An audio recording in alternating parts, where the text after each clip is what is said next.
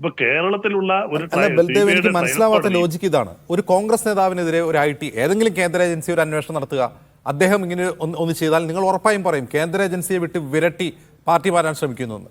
കമ്മ്യൂണിസ്റ്റുകാരെ അങ്ങനെ അല്ല ചെയ്യില്ല എന്നാണ് നിങ്ങൾ അല്ല വിചാരിക്കുന്നത്? അല്ല ഞാൻ അതിലേക്ക് വരാം. അല്ല, പിണറായി വിജയനെ കുറിച്ച് ഇപ്പോൾ ബഹുമാനമായിട്ട് പറയുന്നത് EP ജയരാജൻ ചർച്ച നടത്തിയത് SNC ലെവൽ കേസിൽ നിന്ന് ഒഴിവാക്കാമെന്നാണ് പലരും പറഞ്ഞത്. SNC ലെവൽ കേസിൽ ട്രയൽ കോടതി, ഞാൻ ഒരു അഡ്വക്കേറ്റ് ആണ്, 30 വർഷത്തിൽ കൂടുതലായി പ്രാക്ടീസ് അഭിഭാഷകനാണ്.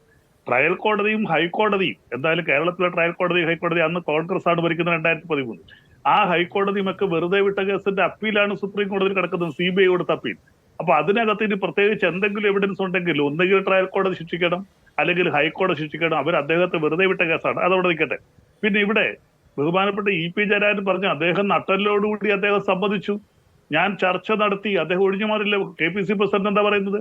അദ്ദേഹം പല പ്രാവശ്യം പറഞ്ഞല്ലോ, ഞാൻ RSSൽ പോകും, RSകാർക്ക് ഞാൻ സംരക്ഷണം കൊടുക്കും, അവർക്ക് ഷാ കൊടുക്കാൻ സംരക്ഷണം കൊടുക്കും എന്നൊക്കെ പരസ്യമായിട്ട് പറഞ്ഞു. പക്ഷെ ഇപ്പോൾ ചോദിച്ചാൽ അദ്ദേഹം സമ്മതിക്കത്തില്ല. EP ജയരാജൻ സമ്മതിച്ചു, ഞാൻ BJP നേതാവുമായിട്ട് ഞാൻ ചർച്ച നടത്തി, അദ്ദേഹം എന്റെ മകന്റെ വീട്ടിൽ വന്നു, ചായ കുടിച്ചു, ഇതെല്ലാം നന്ദകുമാറിന്റെ വീട്ടിൽ പോയിരുന്നു, ഇതെല്ലാം അദ്ദേഹം അഡ്മിറ്റ് ചെയ്തു. അപ്പൊ അത് നട്ടലോടുകൂടി പറയാൻ ഒരു കമ്മ്യൂണിസ്റ്റുകാരനെ പറ്റൂ. ബാക്കിയുള്ളവർ എന്തുകൊണ്ട് പലതും കാണിച്ചിട്ട് പത്രക്കാർ ചോദിക്കുമ്പോഴോ പ്രതിപക്ഷ രാഷ്ട്രീയ പാർട്ടിക്കാർ അങ്ങനെ ഒരു ആക്ഷേപം ഉന്നയിക്കുമ്പോഴോ അതിന് എന്തുകൊണ്ട് അഡ്മിറ്റ് ചെയ്യുന്നില്ല KPC പ്രസിഡന്റ് ഉൾപ്പെടെയുള്ളവർ?